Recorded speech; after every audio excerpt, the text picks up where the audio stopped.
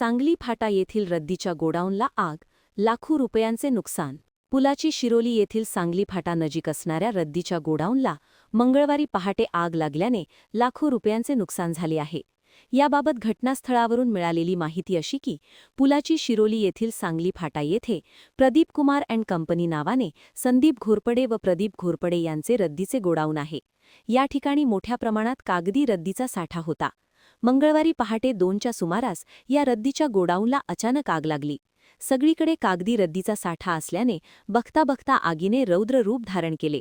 तसेच या ठिकाणी असणाऱ्या मालवाहू टेम्पोला सुद्धा आगीचा पडाखा बसला आहे. घटनास्थळी कोल्हापूर महानगरपालिका, इचलकरंजी महानगरपालिका, वडगाव नगर परिषदच्या अग्निशमन दलाच्या गाड्या दाखल झाल्या.